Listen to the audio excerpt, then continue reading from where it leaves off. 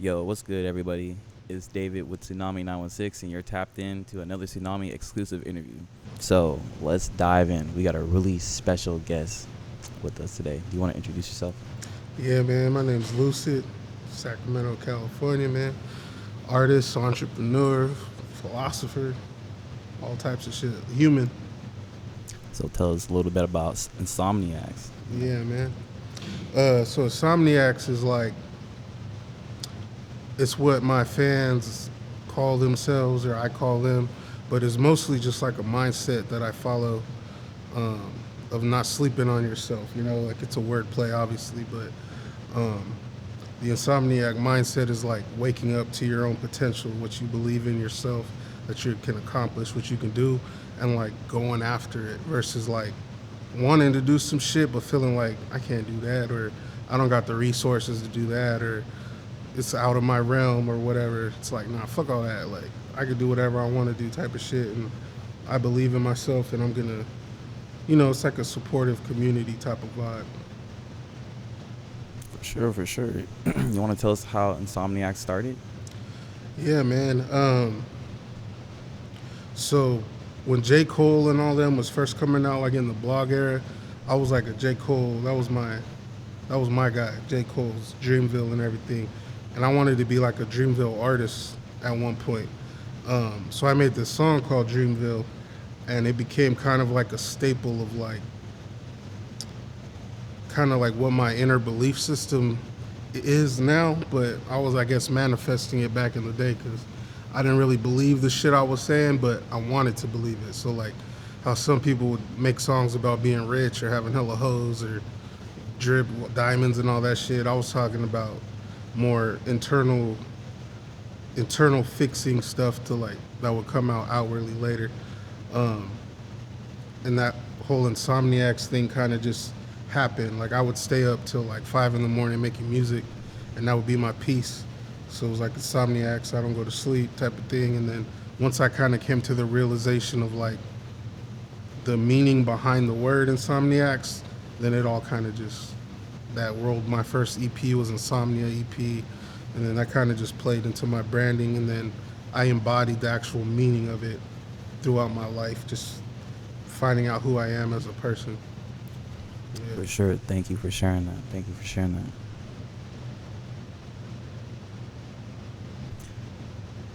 So let's talk about the Can't Lose Faith era. The new project, Can't Lose Faith. It feels like a day in the mind of someone fighting for a purpose.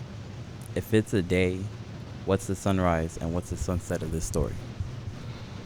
Yeah, so Can't Lose Faith, the project is like the way I wrote it in parts of like where I was legitimately at in my life at that time. So the first song that I wrote was Code Switching, which is out now on YouTube. Um, and that song was literally the conversation I had with myself when there was like I remember it was like a specific moment where I kind of came at a crossroads of like, do I really want to do music? Like, I'm getting older, you know, bills, life, work, school, all this shit was coming up, and it was like I wasn't a very super focused, ambitious person. And I had to talk to myself because when I would think of like, oh, I want to go do this, or I want to shoot a video, or I want to do interviews with people or collaborate, it was always on some shit like, oh, you're not on that level yet. You got to keep doing this, or you can't do this. You can't afford that. You don't got the bread for this. And it's like, um, I had to talk to myself because it was like, bro, like people come to me a lot to get advice or talk or kind of just vent or whatever. And I would never say the shit that I was saying to myself in my head to somebody else to like empower them or encourage them. And why am I giving other people that energy but not focusing on myself? Like when you're on a plane, they tell you like put your mask on first, and then you can help the people around you. And I was just out there with can't breathe, trying to put people's masks on, and my shit was going crazy, and not letting nobody help me type of shit. Um, That's a big thing. I think they call that a bleeding heart. It's yeah. like you're giving out so much of yourself, but you're not exactly investing back into hmm yourself. And it would burn me out. You know what I'm saying? Like it would make put me in a position where I felt like my burdens and my issues would burden other people, and I'm focused on helping other people, so I wouldn't want to tell people about shit I was going through or how I was really feeling. I would want to keep that mask on of like, everything's cool, I can handle it, I'm strong, I'm tough, all this shit. That whole manhood, persona that they put on us. And that shit was just taxing, bro. And then over time, I, I had like a panic attacks and started going through depression and anxiety, and it like shut my whole shit down from like 2015 to like 20, like COVID basically. And then once COVID hit, everybody started getting fucked up. Like, you're stuck in the house, you're forced to face your shit that you're running from, or, you know, it just amplified everybody's like negative energy, especially with what they were putting out in the media and shit. And I just kind of just crashed. And I was like, I need to do something. I need to figure this shit out. So I started looking into therapy and reading books and kind of just really trying to figure it out. Like, why do I think this way, feel this way, or whatever? And I had a moment where it's like, I feel like I'm figuring some things out, but I can't do this shit alone. So I just started praying, you know what I mean? And that was something that I kind of, I grew up very religious in the church and in youth groups and making Christian rap even early on in my career. And the faith was something I just heavily leaned on, but it became a thing where it was like I took it for granted, kind of like, oh, I'm fucking up over here, but I ain't really tripping because I got faith that it's gonna work out, and it will work out, you know. And in the manifestation world, that's on some, law of assumption type of shit. Like I just assume things are gonna work out, and they do, because I believe that was what my faith was, but I wasn't like practicing my faith. It was kind of like I was just using it when I needed it type of shit. But when it wasn't convenient, I wasn't really, putting it to the forefront. So the first song on the project after Code Switching is called Talk to God. And it's more of a realization of like, I'm trying to get my shit together, but there's all these negative things that keep calling my attention and pulling me away from, what I'm trying to figure out, which I didn't even know what I was trying to figure out, but I was just trying to figure it out. And, like, whether it's going out and partying or being depressed or giving into negative thoughts and just letting myself fall into the water type of shit, and really having like that talk with God, like I need some type of intervention, you know what I'm saying? I'm doing my best. And every song after that were kind of the different steps in the journey of getting to the place of having faith and being a true insomniac. All the shit I've been saying all these years kind of manifested, and I found myself through therapy and books and all that. So this project is like a culmination of that whole process and that journey, and it takes you from Talk to God to No Applause, which No Applause is a song about like, I don't need you to cheer for me, I don't need you to give me praise, I don't need you to, give me affirmations. Like I have that within myself. I have faith in what I'm doing. I believe in myself. Like I don't need your claps. Like I'm just gonna do what I do because it's what makes me happy type of shit. So the whole project is just, a day in the mind of all the emotions you go through, trying to go through that every day. And it's a cycle because it's not just, oh, I changed my mindset today and I'm good. It's like today's good, tomorrow might be okay, but the next day might suck. And you got to go through the process again, and it's the same journey, from track 1 to track 7. So that's kind of the era that I'm in right now in life, and whatever comes next will be the next project. For sure. I love that explanation.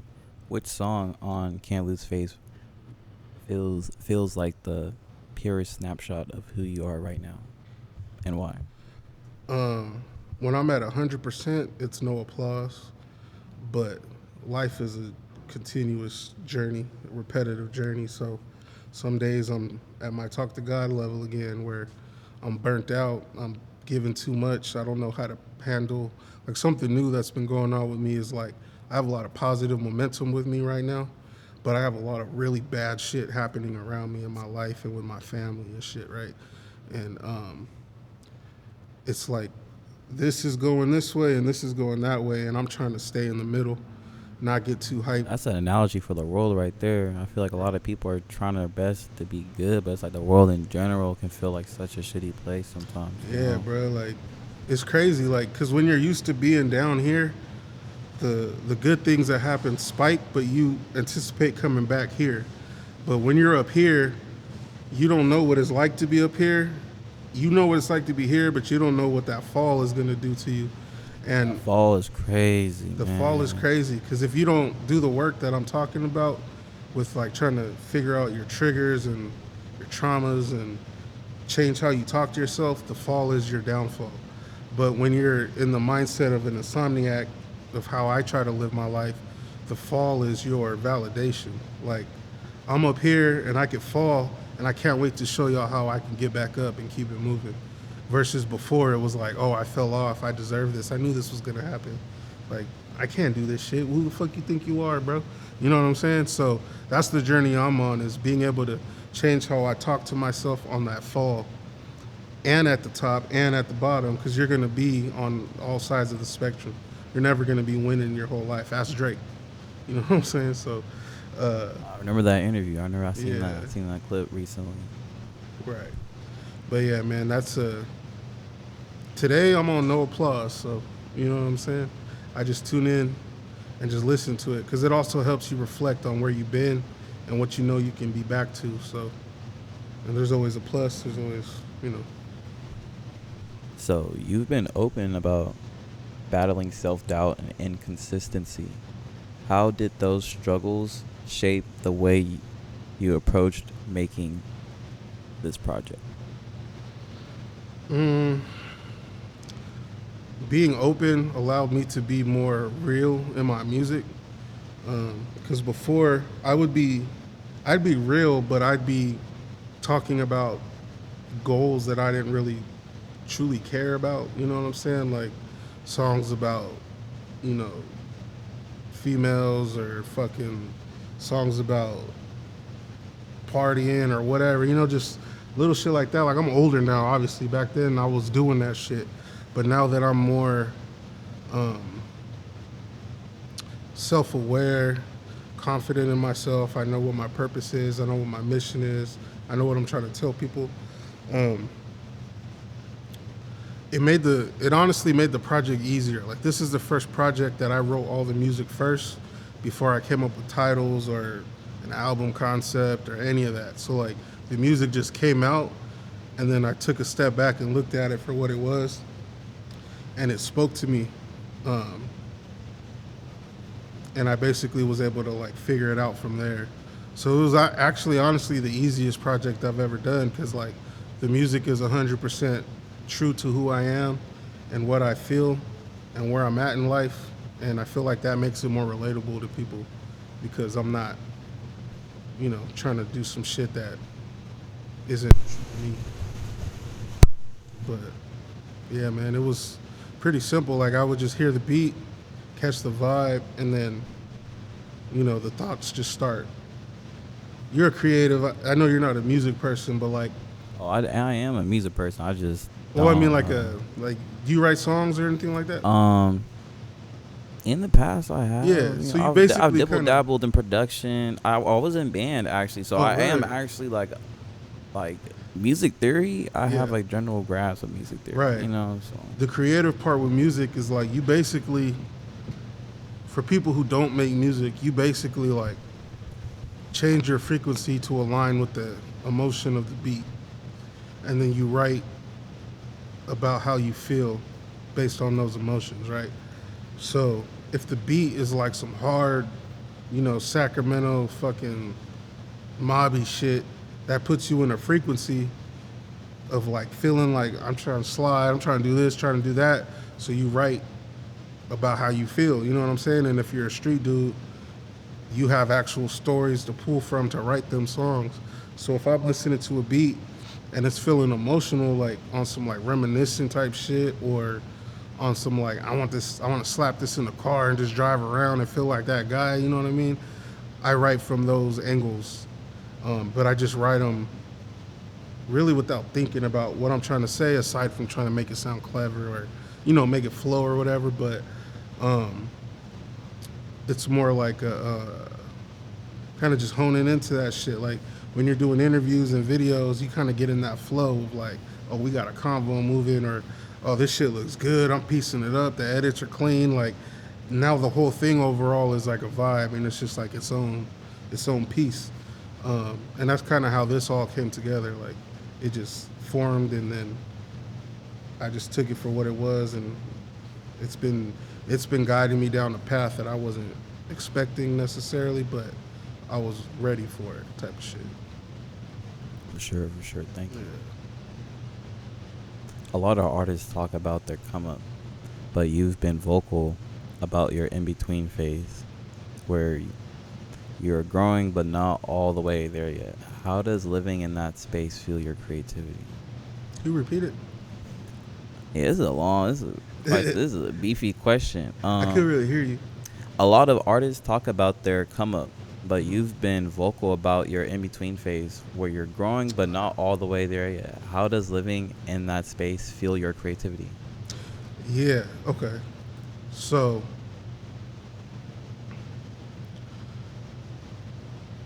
it made my music lean more towards like a negative light. Like I was writing about not having shit. I was writing about wanting this. I was writing about the struggle of this and the struggle of that, or feeling like I can't do this or can't do that. Um, it was just kind of just survival mode, really. Like to give it a title, it was just the in between is like trying to figure out how to go from survival mode to thriving in whatever you're doing in life.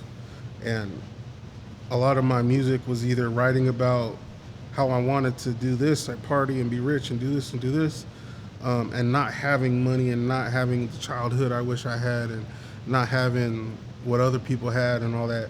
So it kind of was just like I was writing music that would feed my insecurities in a way, and like I would listen to it and it would validate the negative feelings I had, because it's like, oh, like I always feel like I write songs for myself as a fan, and then when I listen back to them, they always mean something to me later, and I don't really remember thinking that when I was writing it, type of shit, you know.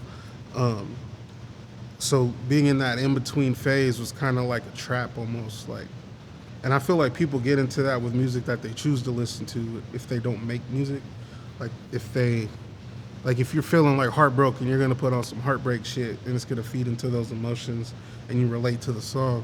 So I was writing like not having music, and I was relating to the feeling of not having. So I kept not having, you know what I mean? And then what I would change my mindset to like abundance thinking, or, like being blessed and being chosen and highly favored and all that.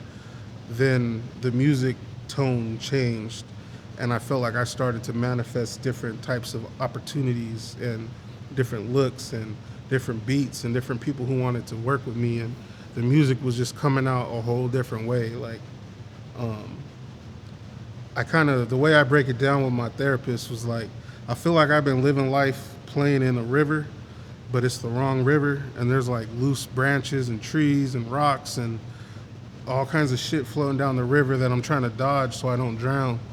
But now I done hopped out and went into the right river, and that river's filled with fucking bags of money and the best top shelf shit. You know what I'm saying? Like whatever I want is flowing through this river, and I just gotta lay there and just go with the flow. Um, so I feel like that's the shift that I'm trying to like put into music and put into visuals for people, so that they can see like if you're going through this, it's not like a independent experience. Like other people go through this, but most like entertainers don't really focus on this part, because this is a part they're embarrassed about, or this is a part that they want to forget because they made it to this part, or this part actually sells more money than this part. But I ain't really concerned with all that. I'm more concerned with people being able to take the messages from the music and like internalizing it, and then coming out with something positive from there. For sure, for sure. Yeah. I love that. Thank you. So let's talk about faith and purpose. Faith is quite the constant thread in your music. How do you keep that thread strong without making it too overt or preachy? Um, I think just being real, like being authentic with it. Like when I was doing Christian rap before, I was on that. Like I was doing talks and we were doing like Bible studies and we were doing all the fuck shit too, like regular teenager shit, like going out partying and the whole thing. But we were rooted in something. We were rooted in faith and what we believed in, and it was like legitimate. You know what I mean? So like, I was able to write from that perspective and be more preachy, but like I was writing to an audience who wanted that. You know what I'm saying? Nowadays, I just more so write about how I feel and what I think and what I'm going through, because I know there's a lot more people who feel that in between kind of vibe where, you know, they believe in God, they may be religious, they may not be religious, they may just be spiritual, they may believe in the universe. But to me personally, I feel like that all that energy is from the same thing, and it wants you to do the same thing and it's going to give you the same results. Um, but it's everybody's own personal journey to figure out what that means to them. And I'm just on my journey of figuring it out. So for myself, so I just use the language that's true to me.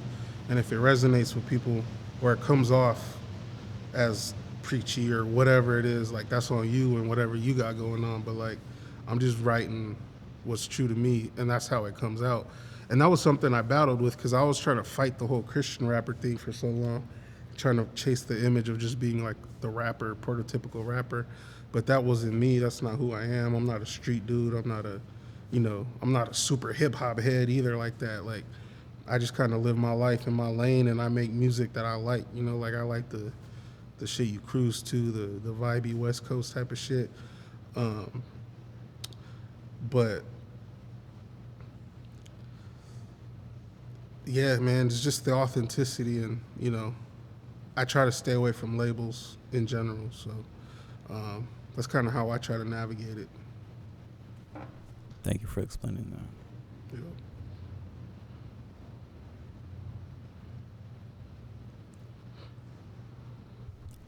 If the Insomniacs could only take away one life principle from this project, what would you want it to be?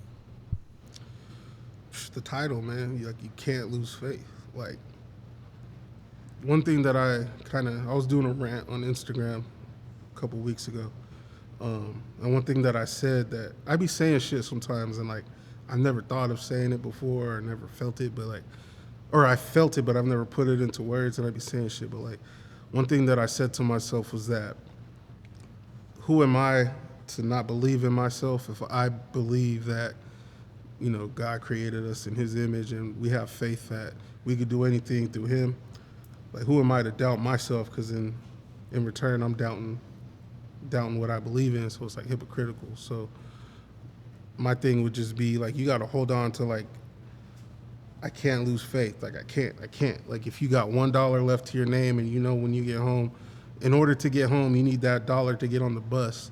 You're gonna make sure you have that dollar, and you'll make sure it's in the pocket. Like you're not gonna lose that shit. You know what I'm saying? Like you need it to get where you need to go, and that's how I treat faith and how I made this project. Like you gotta tap into it because you ain't gonna get nothing you don't really truly want. So if you take anything away from it, it's that. 10 years from now, when someone says, can't lose faith, in the same breath as your name, what do you hope that they feel? What do you hope people feel when they listen to this album? You know? I hope people feel empowered, inspired, motivated, seen, heard, and like they got somebody, if not a close person to them, they at least know that Lucid's out there somewhere doing what they're doing, going through what they're going through, and thriving and showing you that it's possible.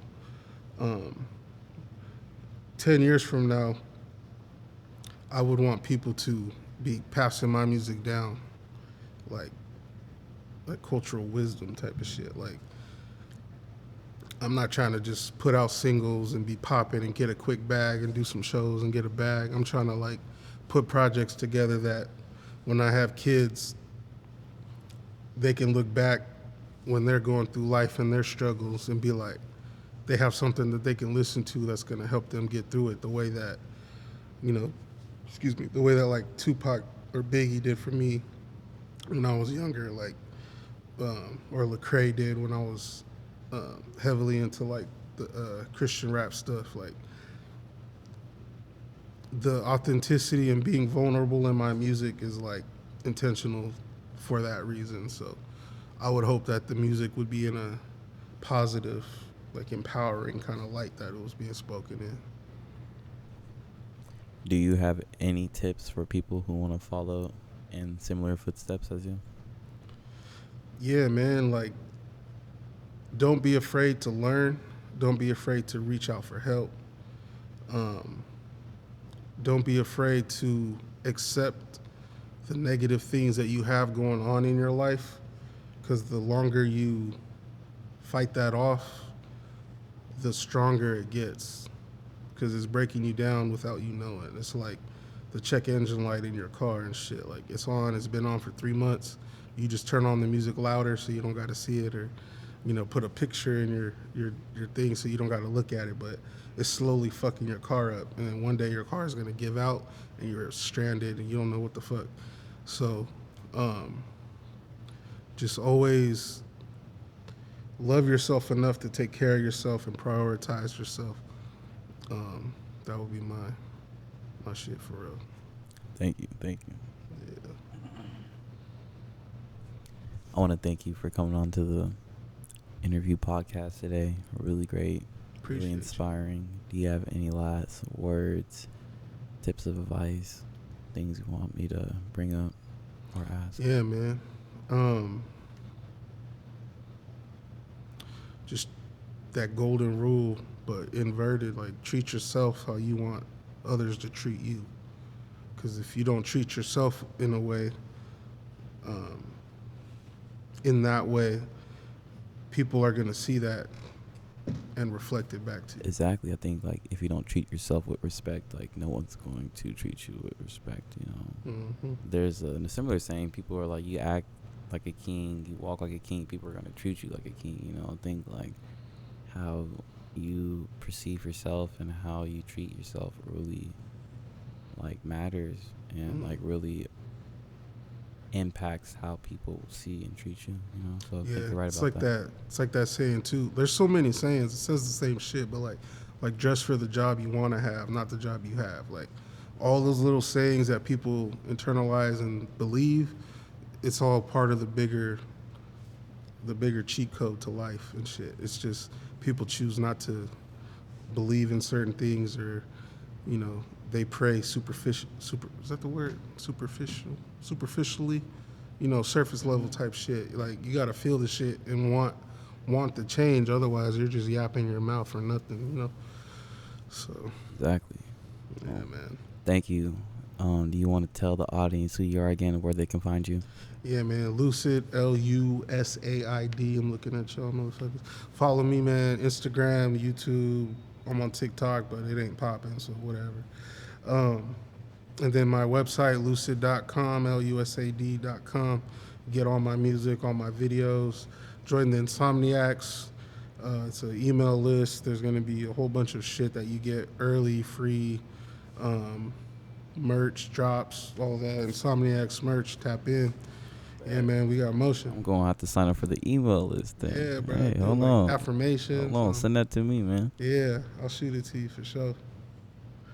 All right. Well, I appreciate you. This has been David with Tsunamii Exclusive Interviews. If you like this video, please drop a like. Let us know what you think. Drop a comment. What was your favorite part? Does something inspire you?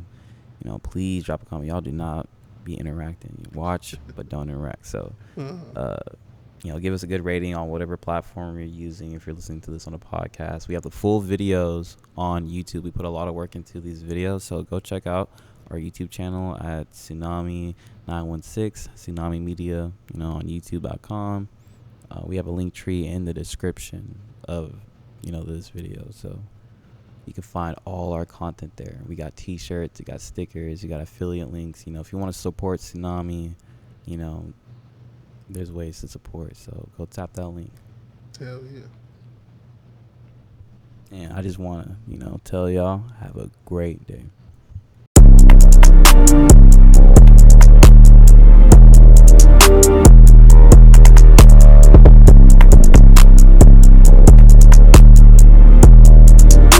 Good job, Jabari.